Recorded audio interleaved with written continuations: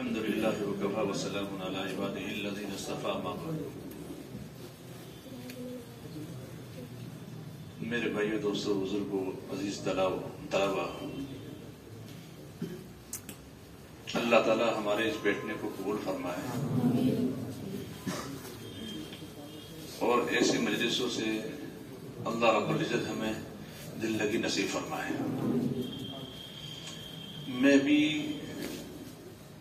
بچوں سے کہہ رہا تھا، اور حقیقی چیز تو یہ ہے، میں نے ان سے شروع میں کہا جو بچہ ہے، میں نے کہا بھائی اپنی حقیقت کا تو یا تو استاذ محترم کو معلوم ہے یا ہمیں خود کو معلوم ہے یا تیسرا اللہ کو معلوم ہے۔ امتحان کسی کو رسوا کرنے کے لیے نہیں، اور امتحان کوئی ایسا نہیں ہے کہ کسی کو پست دکھانا، کسی کو بلند دکھانا نہیں۔ اب بیچارے بہت سارے بچے ایسے ہوتے ہیں، اب جیسے میرے پاس آئے بچے ہیں، میں نے ان سے پوچھا، میں نے ان سے بھی کہا کہ بھائی جیسے استاذ کے سامنے بے جھجک پڑھتے ہو ویسے پڑھو، لیکن بہت سی مرتبہ نئے آدمی کو دیکھ کے جھجک ہو جاتی ہے، اور جو اس کے اندر جوہر ہے وہ نکھر نہیں پاتا ہے۔ لیکن اس کے ساتھ میں اکثر کہتا ہوں، ہمارے یہاں بھی کہتا ہوں طلبہ سے، محنت ہم خود کس کے لیے کر رہے ہیں؟ سب سے پہلے اپنی نیت کو درست کریں کہ ہم یہ علم حاصل کس کے لیے کر رہے ہیں؟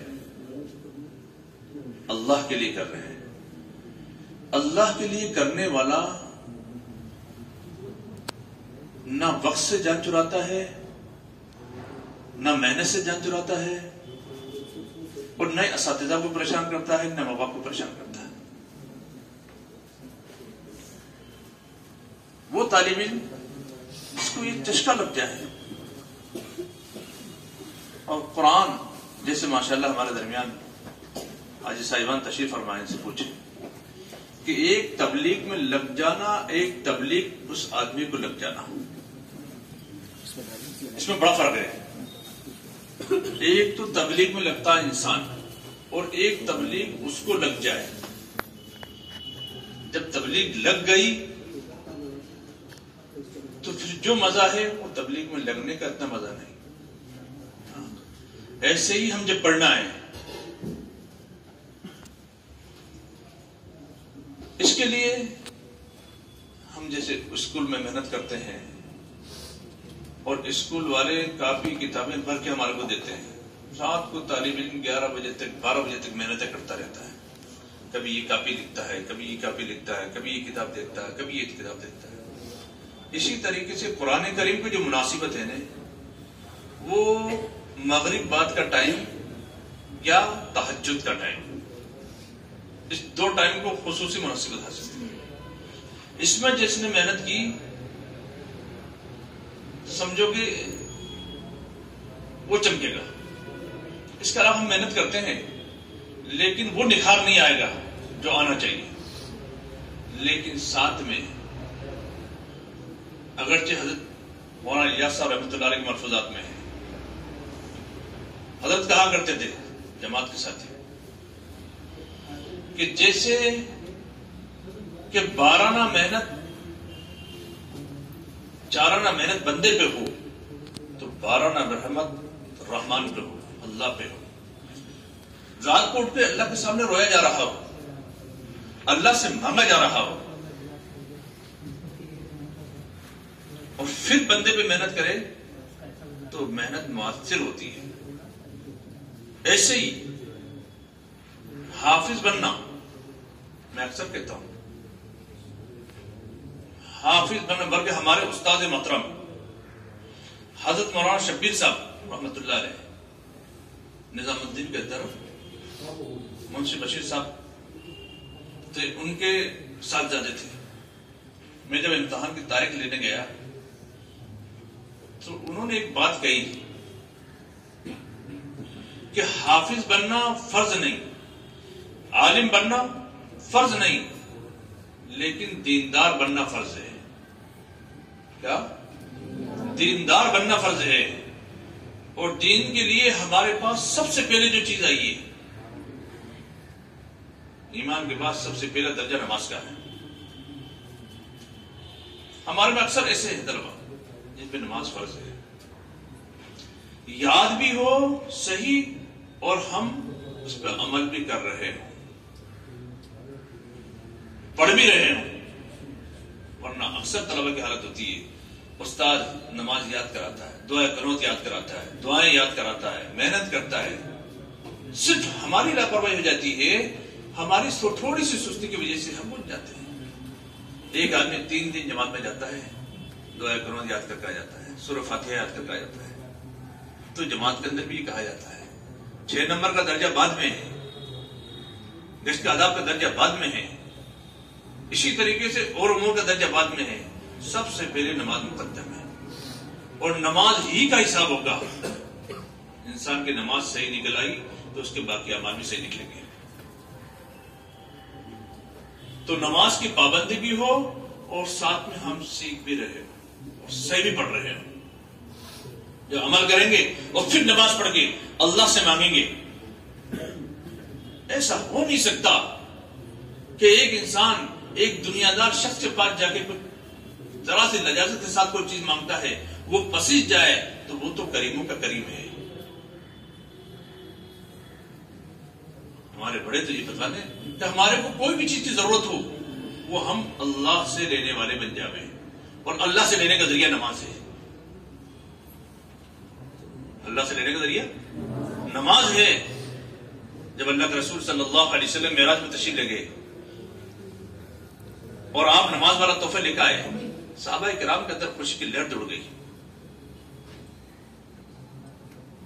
اور آج اس نماز کے اوپر عوام مسجد میں آ جاتی ہے. ہمارے پڑھنے والے بڑے طلبا بہت سی مرتبہ نکل جب چل جاتے ہیں. اذان کا وقت ہوتا ہے، باہر سے لوگ مسجد میں آتے ہیں، اور بہت سی مرتبہ طلبا مدرسے سے نکل رہے ہوتے ہیں. اب ان کے لیے یہ چیز بہت ہوتی ہے کہ فلاں جگہ پڑھ لیا، فلاں جگہ پڑھ لی، فلاں جگہ پڑھ لی. نہیں، اہتمام ضروری ہے. تو نماز کے اوپر جو ہم اہتمام کریں گے تو اللہ کی مدد آئے گی. اور قرآن کے لیے تو اللہ نے کہہ دیا وَلَقَدْ يَسَّرْنَا الْقُرْآنَ لِلذِّكْرِ فَهَلْ مِن مُدَّكِرٍ. ہم نے یاد کرنے کے لیے قرآن مجید کو آسان کر دیا. اس کے لیے اس کے ماحول میں ضروری ہے، اسی کا ماحول ضروری ہے. ایک مرتبہ ہم نظام الدین میں تھے، مشورے کے اندر بات آئی تو مولانا ابراہیم صاحب بیٹھے ہوئے تھے اور مشورے کے اندر بات چلی، اور بات کے اندر یہ بات آئی کہ صاحب ہمارے طلبا اسکول جاتے ہیں اور اسکول کے اندر ان کو ٹائی بھی لگانی پڑتی ہے، پینٹ کوٹ بھی پہننا پڑتا ہے، ساری چیزیں. بڑے آسانی کے ساتھ مولانا کہنے لگے بھائی اس میں کون سی مشکل بات ہے؟ استنجا کے لیے بھی جاتے ہو نہیں جاتے ہو؟ ہاں، استنجا کی چپل کتنی دیر استعمال کرتے ہو؟ جتنی دیر اندر گئے اتنی دیر استعمال کی اور کھول دی. اسی طریقے سے گئے اور جا کے واپس آئے کھول دی. کوئی مسئلہ مت بتاؤ. پھر آنے کے بعد ہمارا ماحول یہی، دین کے ساتھ ہم کسی بھی شعبے کے اندر چل رہے ہوں وہ شعبہ کامیاب ہے. دنیا کے اندر تجارت کے لائن سے، عملات کے لائن سے، معاشرت کے لائن سے، کسی بھی لائن میں ہو، دین ہماری زندگی میں ہے تو کامیابی ہمارے قدم چومے گی. دنیا سے انکار نہیں کیا جاتا، دنیا کی تعلیم سے انکار نہیں کیا جاتا. اور ماشاءاللہ آپ کے یہاں تو تعلیم، کل مولانا محفوظ صاحب یہ جو ساتھی یہاں سے لکھوانے گئے تھے بڑے خوش ہو رہے تھے، کہنے لگے کہ بھائی وہ یہ جگہ ہے کہ اسکول کے ساتھ میں انہوں نے مکتب جو شروع کیا ہے بہت بڑی بات ہے، اور یہ پہلا ادارہ ہے جس میں اسکول کے ساتھ میں شروع کیا، لیکن ترجیح ہمارے کو اس کو دینی ہے. آج تک دیتے آئے ہیں، اب بھی دینی ہے. اور اسی طریقے سے بس کوئی مشکل چیز نہیں، بس ہم نماز میں ساتھ میں لگ رہے ہوں اور نماز سیکھ کے اللہ سے مانگ رہے ہوں، اور ساتھ ساتھ میں قرآن مجید اور اساتذہ کا ادب بھی ہمارے ساتھ زندگی. ادب سے ہی زندگی انسان ہے. ادب جس میں نہ ہو وہ ہے مان. جتنا ادب سے علم آتا ہے کسی چیز سے، بہت سی مرتبہ محنت سے بھی نہیں آ پاتا ہے. اس لیے ادب بہت ضروری چیز قرآن مجید کا ادب ہو سکے جزداد کے اندر باندھ کے رکھے، ہو سکے ہاں اسی طریقے سے دفاعی کا ادب ہے، قرآن مجید کا ادب ہے، بیٹھنے کی جگہ کا ادب ہے، مسجد کا ادب ہے، اساتذہ کا ادب ہے. دین کی ہر لائن ہماری زندگی کے اندر ہوگی تو یہ ہمارا پڑھنا آسان ہو جائے گا اور اس پر عمل کرنا آسان ہو جائے گا. اور دین ہماری زندگی میں نہیں ہوگا تو ہم حافظ قرآن ہو جاویں، اس کے باوجود بھی پھر ہمارا دین پہ چلنا آسان نہیں ہوگا اگر ماحول کے اندر نہیں رہے. ماحول اس چیز ہے، اس لیے بہت ضروری ہے جتنا ہم، بہت زیادہ ضروری لمبی چوڑی بات نہیں، لیکن جتنا پڑھ رہے ہوں اس پہ عمل، اور خاص طور سے نماز پہ ایک دھیان دوں میں کہ نماز کا اہتمام ضروری ہے، سیکھنا اور اس پہ عمل کرنا. اور عمل کرتے انشاءاللہ پھر اللہ سے مانگیں گے تو اللہ رب العزت تو بندے کو نوازنے کے لیے بہانہ تلاش کرتا ہے. اس لیے میرے عزیز ساتھیوں، میرے دوستوں، میرے عزیز طلباء، بہت خوشی کی بات ہے. اور میں نے آپ کو ایک بات بتائی کہ یہ تو آپ کو ہمارے سامنے ہم نے جو اگر پرچے میں نمبر ڈالے ہیں تو بچے کے ظاہری پڑھنے کی بنیاد کے اوپر ڈالے. وہ بچے کے ظاہری ہمارے سامنے جو سنایا ہے اس نے، جس انداز میں پڑھا ہے، ہو سکتا ہے ایک بچہ استاد کے سامنے بہترین پڑھنے والا ہے لیکن وہ ہمارے پاس نہیں پڑھ پایا، ہم نے اس کی معیار سے اس کے نمبر ڈال دیے، لیکن ہو سکتا ہے وہ زیادہ اچھا پڑھنے والا. لیکن اس کا معیار میں نے آپ کو شروع میں بتایا، یا تو آپ کو اپنا معلوم ہے کہ ہم کتنے پانی کے اندر ہیں، یا اساتذہ کرام کو معلوم ہے، یا اللہ کو معلوم ہے. ہمارے اندر جو کمی ہے اس کمی کو ہمیں دور کرنا ہے ہر حال میں. اور قرآن مجید پڑھنے کے لیے ہم نے قدم بڑھایا ہے، اور قدم بڑھایا تو کس کے لیے؟ اللہ کے لیے. تو پھر اس میں اسی طریقے سے دل لگی کے ساتھ عمل کرنا ہے، کریں گے انشاءاللہ.